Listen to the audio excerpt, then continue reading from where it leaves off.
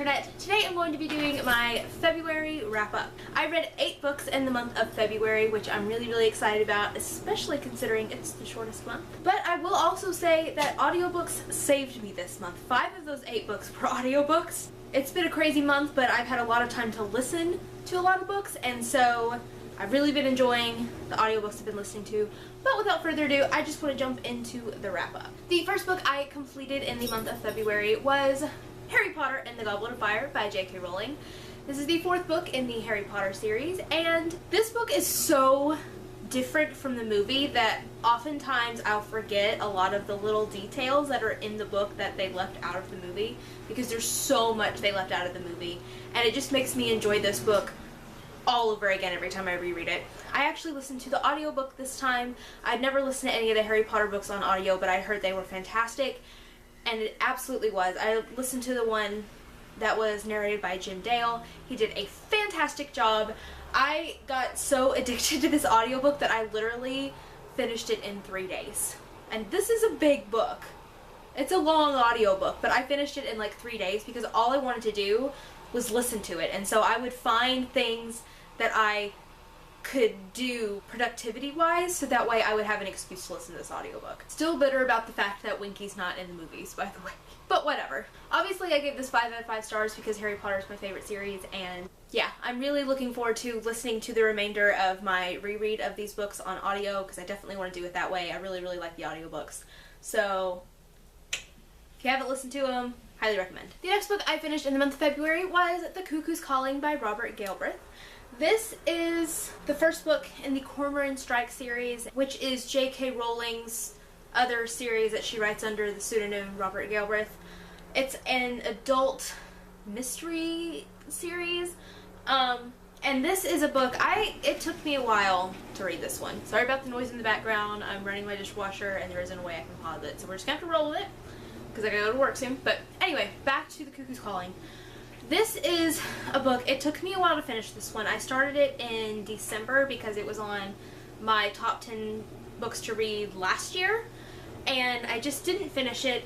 I liked the writing a lot. I've always been a fan of Jo's writing, but there were a lot of points in the story that I personally felt were kind of slower, and so I had a hard time being motivated to read it even though I was ultimately enjoying it. So I decided to try this one on audio as well to see if I could finish it, and I really preferred reading it that way. So I think when I read the next book, I'm gonna just start with the audiobook and listen to it rather than try to read the print version, because I really preferred that method. I also really liked the main characters, and I want to see kind of where Strike and Robin go from here. Strike is the main detective, and Robin is his kind of assistant. She started off as just a temp, but now she works for him all the time, and I kind of want to see what mystery they have to solve next. So I definitely will be continuing on with the series, but it wasn't my favorite. I was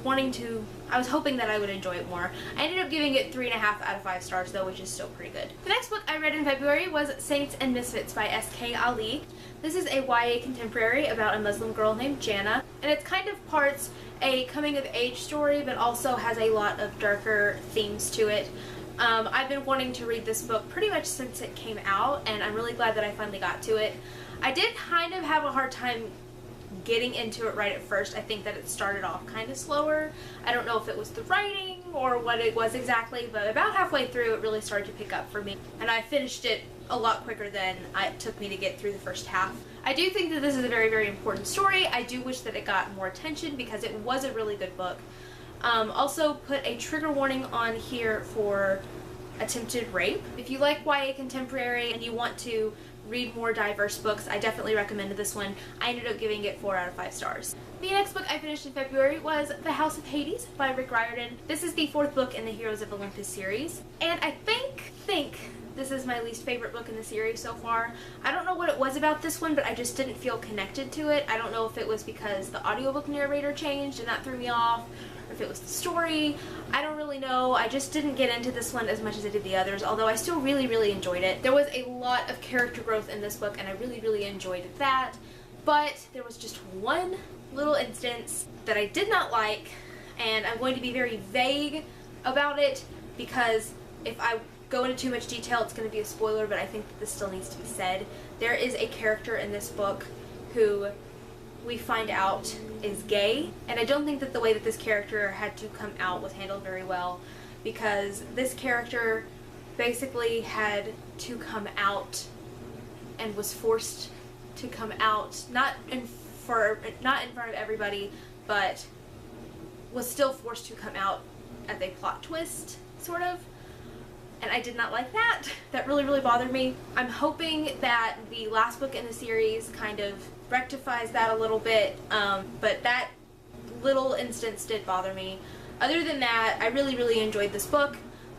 Just not as much as the other ones, but I cannot wait to see how this series ends, because I really, really love this series. I'm really sad that there's only one book left. I ended up giving this book 4 out of 5 stars. The next book I read was another audiobook, and that was The Magicians Nephew, which is one of the books in the Chronicles of Narnia series by C.S. Lewis. I'm holding up my bind-up of all of them because this is all I have for Narnia.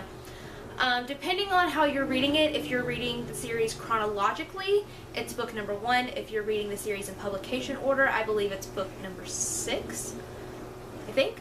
I chose to reread this series and start my reread, but I wanted to read it this time chronologically. So that's why I started with The Magician's Nephew. I haven't read this series since I was a kid.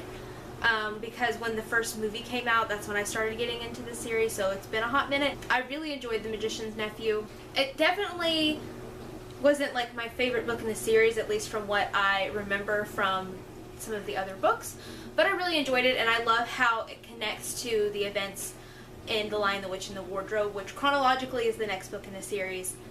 Publication order-wise is actually the first Narnia book, and I remember that one being my favorite, so I really, really liked how The Magician's Nephew tied back to that book, and kind of explains why some things in The Lion, the Witch, and the Wardrobe are the way they are, and you also kind of see the founding of Narnia in The Magician's Nephew, which is kind of cool. I really enjoyed this children's story, and I ended up giving it 4 out of 5 stars. I can't wait to continue my reread of this series. The next book I read was Moxie by Jennifer Matthew, and I absolutely loved this book. This is another YA contemporary that takes place in a small-town Texas high school.